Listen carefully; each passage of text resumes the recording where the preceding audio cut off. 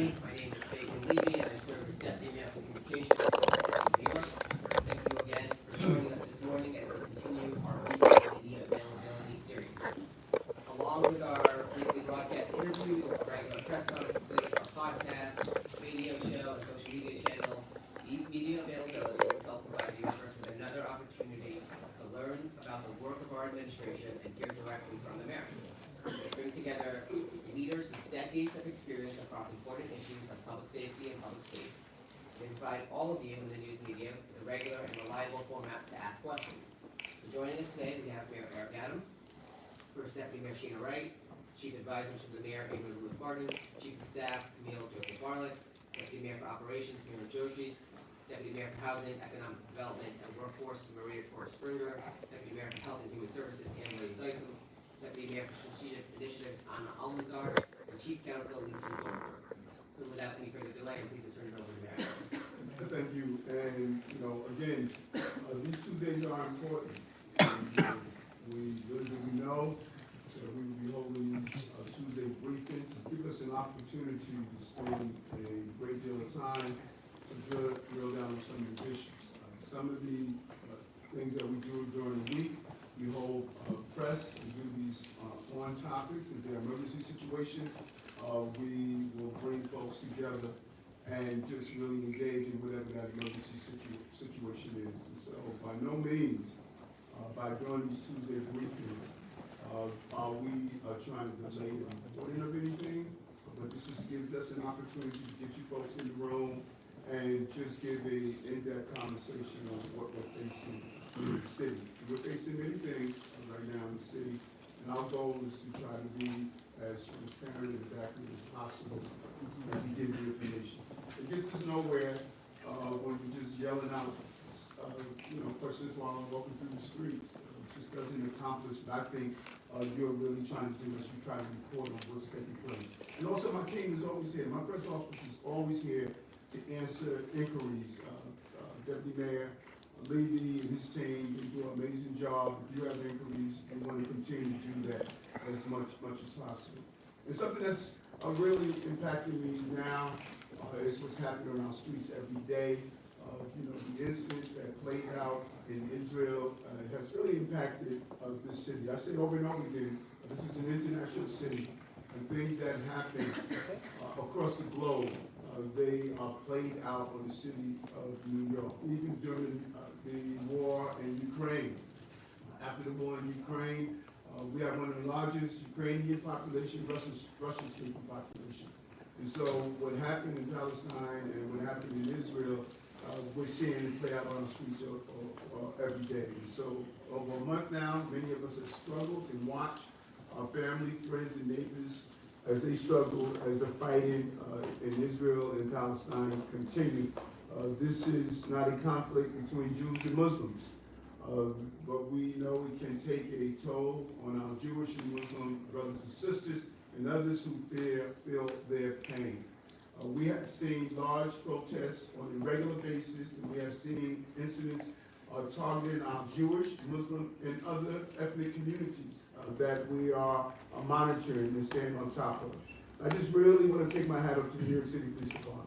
Over 120 demonstrations on the city of New York, large demonstrations, a great deal of restraint. Outside of one or two terrible incidents, such as breaking a police window and writing graffiti, for the most part, the police department has done an amazing job of ensuring that this city remains safe. But while overall hate crimes are down to date, we have to be extremely honest. Since October 7th, terrorist attacks, we've seen a dramatic increase in hate crimes against our Jewish and Muslim communities. Not only as physical assaults are up in these communities, but the terminology. Many of you heard it, we covered it. You hear some of the words that are being heard at individuals saying, but listen, this is not Europe in the 1930s. And this is not who we are as a city, and this is not who we are as people of New York. Hate has no place in our city, and one can voice peacefully, but to use some of the terminology that I have witnessed, It is really not who we are as a city. We want to continue to say that. And yesterday, we had an amazing round table with Jewish, Muslim, Christians, and other leaders as we sat right here in this room and talked about how do we continue the process of healing our city and coming together. We all want peace, yes, for Israel and Palestinians abroad, but also we want it here in New York City. So to advance that goal, we're going to continue to have these roundtables. We're going to continue to build on our breaking bonds, and our goal is to find a resolution. We're not going to solve the crisis in the Middle East, but we can solve the crisis that's playing out on our street. And that's our focus, and that is our goal. This is what we want to continue to do and show our leadership in a real way as we see the increase in displays of hate against not only our Palestinian New Yorkers, our Jewish New Yorkers, but even what we saw among our Sikh New Yorkers as well and other groups. We also want to just quickly, before we open up, we want to go into what happened the other day at Amtrak. There was a potential structural issue. The Department of Building responded accordingly and appropriately, and out of an abundance of caution. There was some change in services. We believe that the services are going to be back online on Thursday, and part of the return to service and a full return to service by Friday. The contractors are doing their job, the necessary review is being done, and hopefully we're going to be up to full service. So if folks have questions, you raise your hands and we'll call you and we'll get started. Harry. Good. How are you, sir? Last week you did not disclose at this same briefing last Wednesday that the FBI had seized some of your technology, and then there was some additional technology that will go back to give them. Have you been asked to sit down for an interview? Have any members of your staff at the deputy mayor commissioner level been asked for an interview? And has anyone else on your team been asked for their electronics? First of all, last week my information was completely accurate on what I shared with you. Accuracy is important, and we were. And you know, this is, and I cannot emphasize this enough, and I'm just going to continue. It takes a lot of discipline. This is an ongoing review. And as a former member of law enforcement, it is always my belief, don't interfere with the ongoing review, and don't try to do these reviews, to the press. We are fully cooperating with whatever the reviewers are looking for. We are fully cooperating with it, and my role is to allow them to do their job without interference, and I have to do my job of continuing to make sure the city navigate the various issues that we are facing. On the question though, sir, has anyone else been asked to turn over technology, I'm sir? just trying to get to as many people as possible today, so we're going to do one question, we're going to keep it marching. Mayor, we have to do a budget modification on Thursday. We already know that the next class of school safety officers, 250 safety officers, are not going to be hired. I wonder, it's a multi-part question, I wonder, are you concerned about the fact that that cut is going to compromise school safety, but also I wonder if you could lift the veil on some of the other painful cuts that you're going to have to make. And if you could talk about how painful this first round of cuts is going to be for New Yorkers across the board, across the business. Well, it's more than painful for New Yorkers, it's painful for us. I've seen a great deal of just personal pain from the members of my team. These are initiatives that we work hard for. It's part of our upstream mindset of how do you prevent crime, not just respond to crime. To see some of the services that Deputy Mayor Will Dyson has fought for a long time on what we wanted to do, and the entire team here. And so there's this is extremely personally painful for this administration, these projects and these initiatives that we knew were going to improve the lives of New Yorkers. Jock, our OMB director, is going to do a presentation. We're going to brief the speaker. We're going to also brief our nonprofits. And Marcia, it's going to hurt. It's going to hurt a lot. And when you go into the agencies and ask them to do, they already did 3 rounds of tax at 3%. Now we're telling them they have to do a 5% for the November plan, and then another 5% in November, in January. This is, I know, this is all my time in government. This is probably one of the most painful exercises I've gone through. And, when you look at around police, what the numbers of our police officers are going to be, and how we've done so well in dropping crime in our city. When we look at the school safety agents, when we look at some of the other initiatives that we're doing, that it's going to be extremely painful for New Yorkers. And that is why we continue to say we need help. I didn't answer the part about whether you're worried about the cost of the school safety agents, if you think it's going to compromise school safety. The agency is already down over 1,000 people. And, they're having incidents not only of hate in schools, but there are incidents of weapons and things like that. So are you worried about that? And are you worried about these hate incidents that are going on? We have been successful, unlike other municipalities, where they're having shootings on school grounds. In some cases of mass shootings, we have not had one shooting inside our schools because of the work of school safety agents and New York City Police Department. And so my conversation with the chancellor, who's a former school safety agent, and the commissioner, that we have to make sure that we continue to create an environment for our children. We have to shift around personnel as much as possible. We have to do a real evaluation on where do we have the high need schools. And we're going to be leaning into parents and parent groups to do some volunteerism. We're going to lean into our crisis management team. We have to pull it all hands on deck moment. But am I concerned about that we're going to drop and make schools unsafe for our children? I'm never going to allow that to happen.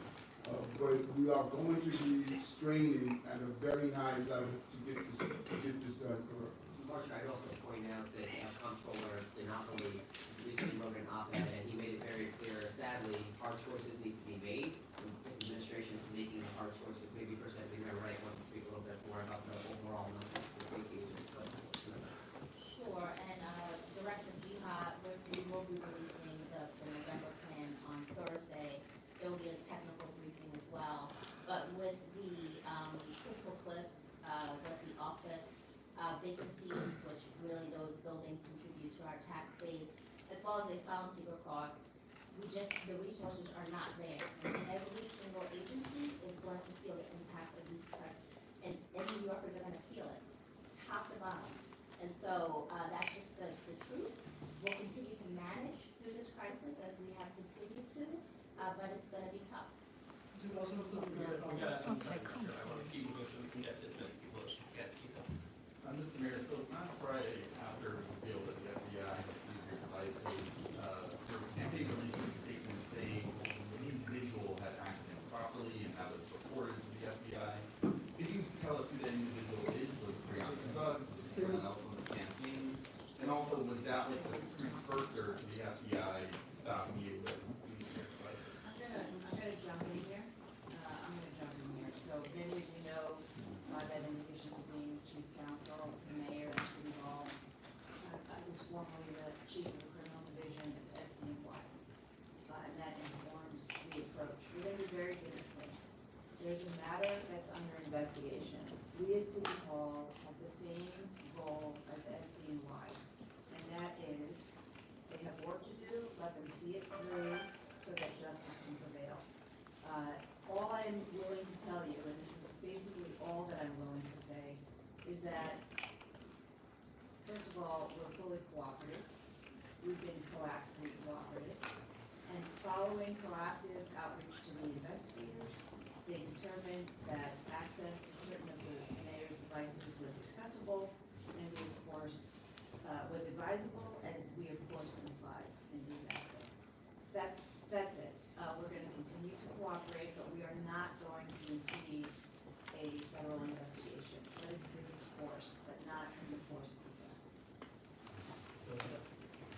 Friday, after this investigation, there are a lot of speculation for the street, and I just want to bring this concern to you. Yes. They want to know if there's something there that can prevent you to continue your position, or you're gonna be there for the rest of the period. I mean, what this administration is doing, one of the highlights of my administration is what we did the other day, yesterday, around the electric heliport that we're opening. Today we're in Brownsville, acknowledging the success of decrease in Brownsville. No one thought it was possible. Shooters are down, crime is down in Brownsville. We are focusing on the employment in Brownsville. We're continuing to move forward and run this city, and I think New Yorkers should be proud of how we are continuing to move forward. That's what New Yorkers have seen. But they want me to do my job, and we're going to continue to do the job. Yes, Mayor, how you doing? Good. I wanted to go back to the day that the search warrant was executed on Brianna Suggs. When you came back from Washington, D.C., did you meet with Tim Pearson, Bill Banks, or any other members of the NYPD command staff? Additionally, if it actually turns out that the federal government does indict you, would you resign? I'm not speculating on that. You're all the way downfield. I'm going to continue to do the job as the mayor, as long as my responsibility to do the job. Again, I'm just gonna jump in. I think, folks, it's really important to remember here, no one has been accused of wrongdoing. We've been fully cooperative. We're not going to impede, an active investigation by providing more detail. And that's our position. Karen? Thank you, Mr. Mayor, and Lisa, with your caveats understood, you did express some concern about leaks. Do you have a view that this investigation is somehow retribution? Do you believe that someone in the FBI is out to get you? And are you confident that as the Southern District does continue to investigate, they're not going to find any impropriety with your campaign finance? I'm not going to speculate on where we are. I'm not going to speculate on that. I know what I tell my team all the time: follow the law. I know that, and in fact, I tell the team to the point that I'm almost annoying. And we are very clear on that. We don't do the straw donors. A lot of people don't know what that means. But we don't do the straw donors. We don't, do quid pro quo. We follow the law. I'm very clear on that. I've stated it from my days in the police department, to my days as state senator, to my days as vice president, and as the mayor. I just strongly believe that. That's what I spent my life enforcing the law, and I'm going to continue to tell the team that we follow the law in this administration and in all of my administrations. Aaron, if we just also follow up on one thing. A lot of folks in this room know my old role. I was a spokesperson for law enforcement, and a lot of you would ask, just tell me off the record about, is this investigation ongoing? And we made it very clear in the AG's office, you don't talk about an ongoing investigation because you don't want to sully the investigation, you don't want to impede it, and you don't want to make the implication in the public that an investigation is ongoing. It's going to lead to something that it's not going to. So, to the point Lisa made, you don't want to impede a law enforcement investigation here, and just because there's an investigation ongoing doesn't mean anyone has been accused of anything. So, I would just remind everybody about that. What about the leaks, and do you believe this is retribution? Look, I'll step in there and say, my expectation is that any improper leaks by federal law enforcement officers will be fully investigated by federal law enforcement. Hi, yes, to follow up, do you, Mr. Mayor, believe that you're being targeted through this investigation? Want to know if you retained a lawyer before or after your electronics were seized, and who is paying for Boyd Johnson? Is it through the campaign, or are you paying out of pocket? Again, I'm not going to speculate on how we get here because I don't know. You guys know what I know. My role is to be as cooperative as possible and continue to move the city in the right direction like we have been doing. And I think, we need to be very clear on how well we're doing from the chief of staff and deputy mayor Williams Isom's ability to open up the HERC to the announcements that we're continuing to make and continue to roll out. I can't speculate on how we got here and what's happening. We're just gonna do our role as cooperate as much as possible. Did you retain the lawyer though before or after the seizures, and who's paying Boyd Johnson? Okay, I've had a lawyer for over 30-something years. You know, my lawyer has been with me for over 30-something years, and he's always been there with me. And as I see a need of additional legal services, I continue to do that, you know, throughout my entire career based on, you know, whatever issue is going on. And any legal funds that I have to pay for what's taking place right now, this is going to be a combination of out of pocket with me or whatever the law allows me to do. Did you contact the fire commissioner at the time in 2021, Dan Nigro, with regard to the opening of the Turkish consulate building with the expected visit of President Erdogan? I didn't know of the expected visit. I believe it was Unger, and yes, I did reach out to the commissioner. As all of this is what elected officials will do. Where the constituency reaches out to us for assistance to another agency, we reach out to the agency. I don't think there's an elected official in the city, like many of them reached out to me and said, Eric, this is what we do every day. You know, you reach out to an agency and ask them to look into a matter. You don't reach out to an agency to compel them to do anything, but I had no authority to do so. I was the borough president. And so, yes, we reached out because our constituency had the largest Turkish population outside of Patterson, New Jersey, in this country. I believe was in Brooklyn, as a Brooklyn borough president. And we reached out to the commissioner to assist, to find out what was happening and ask him to look at that. And you know, we took my Commissioner Nigro over 50 years of being a firefighter, a 9/11 hero. He's an optimal professional, and I'm sure he's going to, you know, take the necessary questioning. And if he was able to do something, he would. If he could, he would say he could. Other question on the room. Yeah, thank you very much, Mr. Mayor. It looks like that the federal government is not happy with you because for you speaking against the President Biden's administration's immigration policies. And do you think that the recent inquiries initiated against your campaign finance is the result of political vendetta? And my second question is that you are coping a flood of immigrants, and it costs billions of dollars. So do you think federal government is going to help you in this initiative? Well, you know, our criticism, critique, analysis is based on the fact that this is unsustainable for New York City. And I can't speculate that people are upset because I'm raising that. I must fight on behalf of New Yorkers, like the coalition we put together, and I'm really thankful that we are really having a good coalition right now with Chicago, with Denver. You're seeing the governor of Massachusetts, Houston. People realize that local municipalities should not carry the weight of a national problem. And I stated that last year. This is not, you know, an attack on the president. And in fact, you know, I kid myself, I call myself the Biden of Brooklyn. I thought that, you know, what he helped us around crime and other initiatives were important. But this is a real issue for our city, as we just mentioned. The economic strain to this city is something that is not sustainable, and we have to get the assistance that we need from the federal government. I would just add also, your second question about specifically funding for New York City. Obviously, we're still a city in this country. We don't expect funding to continue to come in.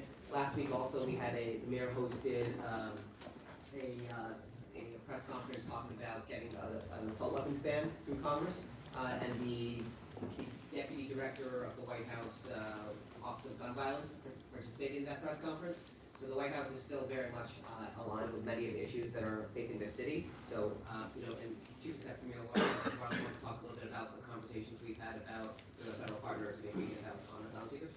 Sure, absolutely. We are in regular contact with the White House. There are multiple meetings that happen during the week with FEMA as well. And Tom Perez indicated that we will have someone from FEMA who's going to be in Bang, actually in several cities across And I'm in regular contact with Tom Perez about all the issues that are facing New York City. So again, you know, we are all one big family. There are times where we're not going to be aligned, but the fact of the matter is the work continues to move on. Hi, Mr. Mayor. No, I'm sorry, I'm calling Peg, I'm not you. We'll come back to you, Mona. Quite well. Go back to Andrew's question. Has anybody else in your administration, either voluntary or involuntary, handed over the post in that? Okay, I'm gonna just step in here to say again, we're not going to impede a federal investigation, in any way. I'll repeat what I've said, which is that, we're full cooperative, and we'll continue to. Hi, Mr. Mayor. So my question is regarding, you know, the anti-Semitism as well as the Islamophobia that's going on. Parents are very, very concerned about what they're seeing in the streets. I know parents, Jewish parents who are concerned about their children traveling to and from school as well as in school because of certain posts that some teachers put out. So it makes them uncomfortable. Then at the same time, we have Muslim parents who are also feeling uncomfortable and their children are also afraid. I understand that you've been doing, or you did a roundtable with Muslim and Jewish community leaders, but for the parents who are concerned, and they brought this to the coalition as well, you know, what do you say to them? And, you know, what is your message and how can we bridge the gap? Because while it's good doing these meetings with community leaders, what about bringing actual, you know, these parents, Jewish and Muslim parents together because they represent different constituencies in different neighborhoods and they're all afraid? No, and you're 100% correct, Mona, and that is why we're doing what's called breaking bread, building bonds. Thousands of people have been part of these dinners, and we've done hundreds of dinners. The CAU is doing an amazing job of bringing people in the room, and that's what we have to do. We have to do it on a granular level, and my goal is to bring these parents in the room. These parents should be hosting these multi-ethnic, multicultural, multi-generational meetings and gatherings. So we have to get to the point that we're talking to each other again. Because what I'm seeing playing out on the streets of the city is not who we are as a city. This city prides itself in its diversity and its ability to live together with all of the different ethnic groups, different languages, different houses of worship, different places of faith.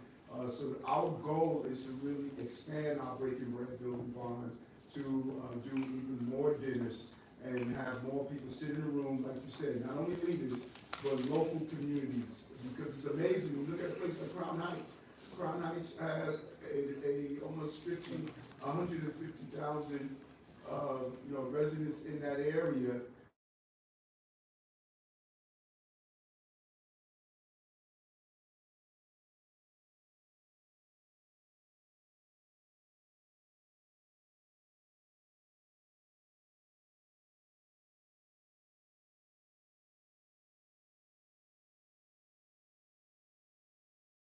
Obviously, local communities like parents and stuff like that, so we'd love to do that. I'll make sure to talk with our CAU commissioner about that.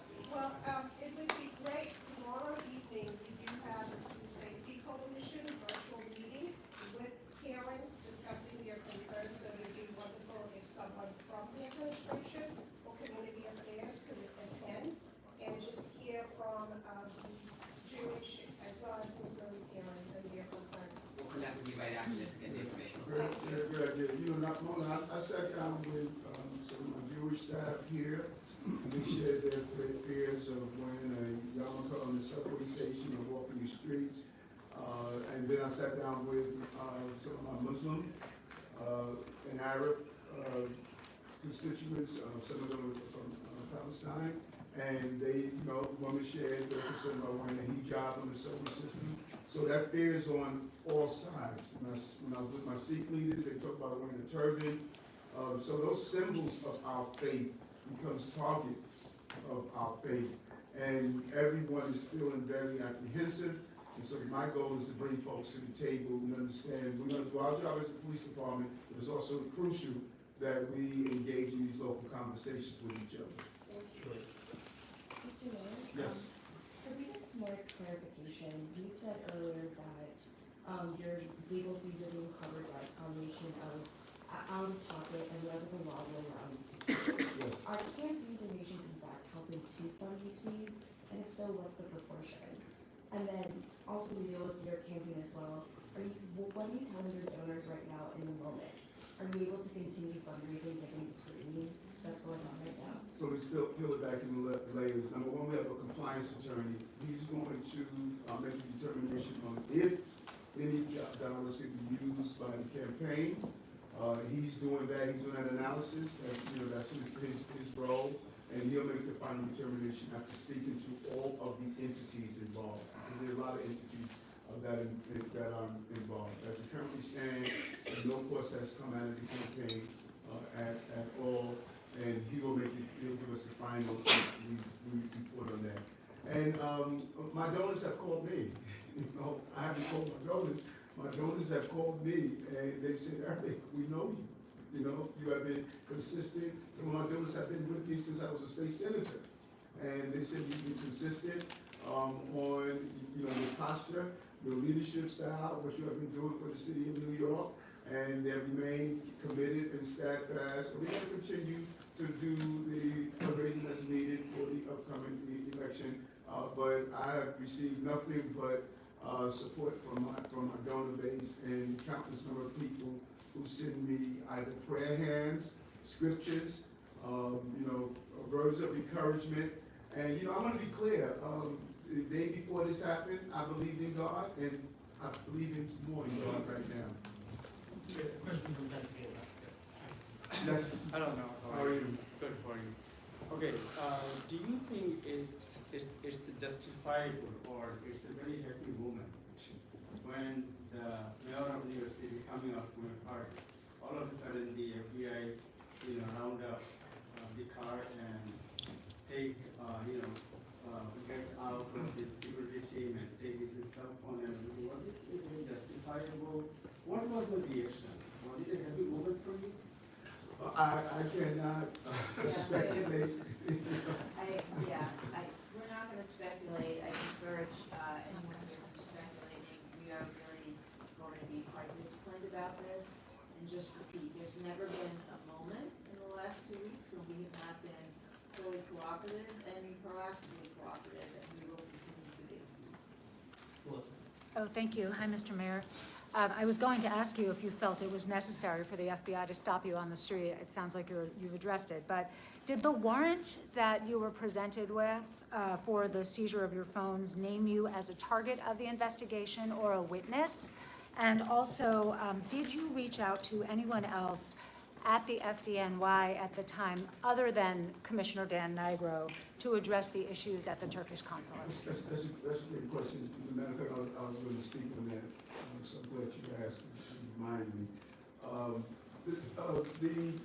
The reviewing agencies carry out their procedures on how they execute their actions. And I'm not going to second guess the actions of those who are in charge of doing these reviews. And so whatever methods they use, I respect that. As a person who was in law enforcement, we have methods of doing what we do. So I respect the methods that are being used. I want to be very clear about reaching out to FDNY to assist my constituents, like all my other elected officials do in this city. I did not speak to any of the individual in the FDNY. I did not circumvent the commissioner. The commissioner was the person that I asked, can you look into this? And that was all I spoke with. I didn't speak to any chief, I didn't speak to any deputy, I didn't speak to anyone else because it's not my job to circumvent a commissioner. I spoke just with the commissioner, and the commissioner took the proper action. I respect Commissioner Nigro and what he has offered to the city and his level of professionalism. And again, I cannot say it enough. Sometimes people misinterpret the role of elected officials. The role of elected official is to receive a call from the constituency of a particular issue, and then we go to the agency and assist them to navigate that. That's the role of an elected official. I must have done that thousands of times of people who were having a challenge navigating government. And if you ask any elected official in the city that, is this what you do every day? You know, elected officials call me every day. We're having a problem getting this, a speed bump on my block. Can you reach out to DOT? I mean, this is what we do as elected officials, and I would be neglectful in my duties if a constituency reaches out to me and asks for assistance, and I'm not giving them that assistance and asking the agency to look into their inquiry. And thank you, Mr. Mayor. Just to follow up on the warrant, did the warrant, but Warrant. can I just, Warrant. did the warrant list? Yeah, there was the first part of the question. Yeah. To my understanding, to the best of my knowledge, well, first of all, it's fact, no one has been accused of wrongdoing in the investigation, to my knowledge, and there has been no indication that I've seen that the mayor is a target. Okay? Thank you. Good morning, Mr. Mayor. How are you? I'm well, J.R. Giddings from the Reset Talk Show. Could you talk a little bit about the pushback that's coming from the asylum seekers who are refusing housing at Floyd Bennett Field due to the fact schools or workplaces not close enough? You know, and that was, you know, when people talked about my trip to South America, I was trying to share that we were pushing back on those who were constantly telling asylum and migrant seekers down in South America that you come to New York, you automatically given a job, you automatically go to a 5-star hotel. I wanted to go on those local networks and say, here are the realities that are playing out in the city. Many people interpret it as I was saying, listen, you know, don't come to New York. You know, people were, you know, enthusiastic about taking a trip to New York, but they needed to know what to expect. And so those who were new arrivals, the way the deputy mayor, William Dyson, and the chief of staff coordinated this, all the new arrivals were going to come to Floyd Bennett Field. And we wanted people to manage their expectation. I wanted to do that when I was in South America, manage your expectations of what life is going to be like. And you know, some people were disappointed in that. Some people wanted to find their own way instead of being at Floyd Bennett Field. But the reality is, I say over and over again, over 50% of the people who came through our process, over 50% of them are self-sustaining. And I think we have an even impressive number on how many people that had the 30 and 60-day notice. What is the number of 30 and 60-day notice? Less than 20%. Less than 20% come back. So do you want to talk a little bit about what's happening at Floyd Bennett Field as well? Sure, absolutely. So, you know, as we have discussed over the course of the weeks, and the mayor has been saying for months, we need assistance from the state and the federal government to manage this national crisis. The fact of the matter is we are out of good options. And so our intention for Floyd Bennett Field, which is a city congregate setting for families with children, is that it is to be for new arrivals. Part of the reason that we wanted it to be for new arrivals is so that we avoid the issue where you have students that have already enrolled in school at one location. They then move to Floyd Bennett Field, and then the Department of Education has to figure out how to get those children back to their original school if that's what they choose to stay.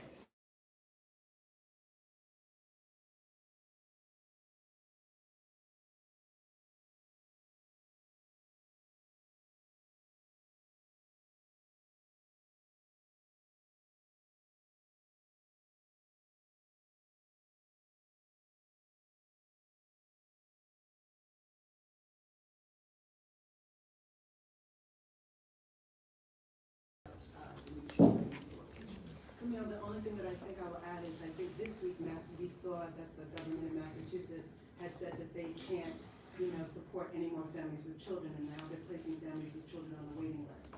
And so again, we've been saying this over and over again. Any of you who will go out to Floyd Bennett Field, it looks stark. You'll get a feeling like, is this where we really are, and is this the best that we can do as a nation? And we think that we can do better as a nation, but this is a national issue, and the federal government needs to step in to really help and to finish the job of what they've done. If you let people into the country, you have to allow them to get work and allow them to get housing that's appropriate. Also, just add to what Deputy Mayor President just said. I went to the border, to the border with the mayor in January this past year. We went and saw, and El Paso's doing an admirable job with everything they can.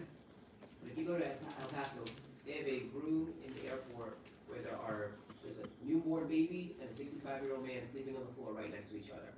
So are these ideal situations that we have here and there? Absolutely not. Is this what we can do? Absolutely, because over 210 sites have been built, over 142,000 asylum seekers have come to our city. We are doing the best we can with very limited resources. It's going to cost us $12 billion over 3 fiscal years, and we are just out of space. It's just the sad reality of the situation. Thank you. We're going to move into our last couple of questions for time, so we ask for Hi, just to revisit a question that's already been asked. Have any of your top campaign or city hall aides had their phones seen? And just taking of your response, how exactly is responding to that question interfering with the investigation? Yeah, I'm gonna take that one.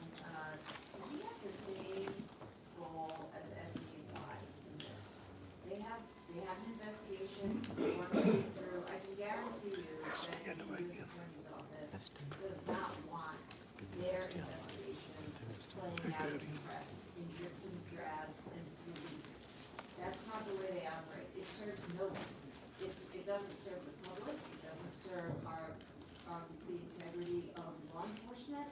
We are trying and have been extremely cooperative and respectful that federal investigation, they're looking at certain things, let them do their job. It is all to the worse to have speculation, leaks to the press, and commenting in dribs and drabs on pending investigation. So we're not going to do it.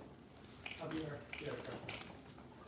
I'm Javier Castaño from Queens Latino. A lot of new immigrants are using lithium batteries to work, to survive in the city of New York, but those batteries are killing more than 17 people and injure close to 100. What the city is going to do to stop that trend, let's say?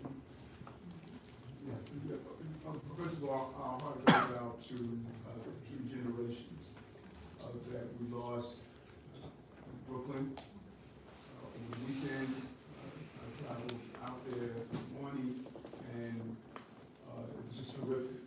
And my understanding, the lithium battery was in play as well. These are real devices, and we really want to thank the commissioner who has sounded the alarm last year on the danger of surrounding these batteries. And we have put in place some initiatives. Deputy Mayor, can you go into some of the things we're doing? Sure. First of all, the city has banned the sale of any lithium-ion batteries, bike chargers, and accessories that are not UL certified, that's Underwriters Laboratory certified. So that is not, unsafe equipment is not allowed to be sold in New York City. That doesn't mean it won't make its way here. So we're doing outreach and education. As you've seen, the fire commissioner has been very outspoken about that, getting to, especially our